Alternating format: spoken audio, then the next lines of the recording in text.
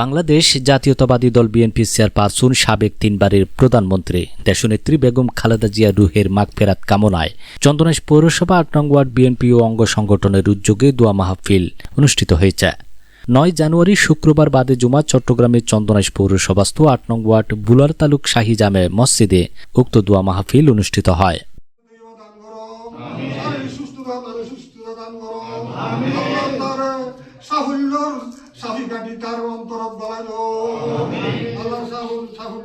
চন্দনাইশ পৌরসভা 8 নং ওয়ার্ডের বিএনপি নেতা সুলেমান সওদাগরের সভাপতিত্বে প্রধান অতিথি ছিলেন চট্টগ্রাম দক্ষিণ জেলা যুবদল সহসভাপতি সিরাজুল ইসলাম।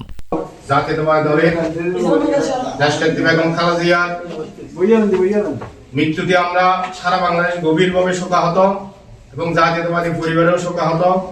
তার জন্য আমরা আজকে দোয়া মাহফিল আয়োজন করেছি।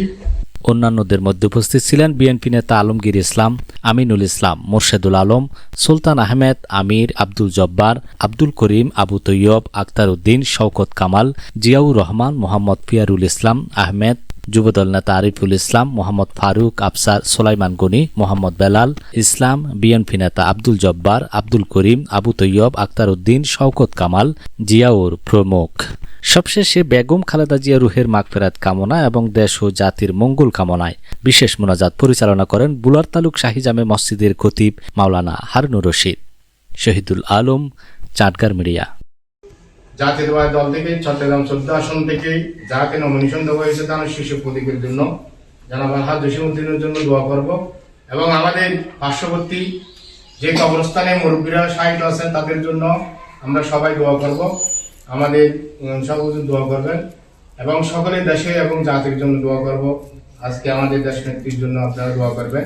এই দেশটা যেন আগামীতে যে নির্বাচন হবে সেই নির্বাচনের মাধ্যমে একটি গণতান্ত্রিক পদ্ধতি দেশে একটি রাষ্ট্রীয় সরকার যেন গঠন করে এবং বেগম খালেদা জিয়ার পরিবার যে দেশের জন্য ত্যাগ তিতিক্ষা করেছে দীর্ঘদিন স্বাধীনতা সংগ্রামের পর থেকে এবং দেশের প্রতিটিবার সরকার ক্ষমতা আসার পরে খালেদা জিয়ার পরিবারে এবং বেগম খালেদা জিয়ার উপর যেভাবে নির্যাতন নিপীড়িত হয়েছে সারা বিশ্বের মধ্যে একজন যদি নারীকে হিসাব করা হয় তাহলে খালেদা জিয়াকে হিসাব করা হবে।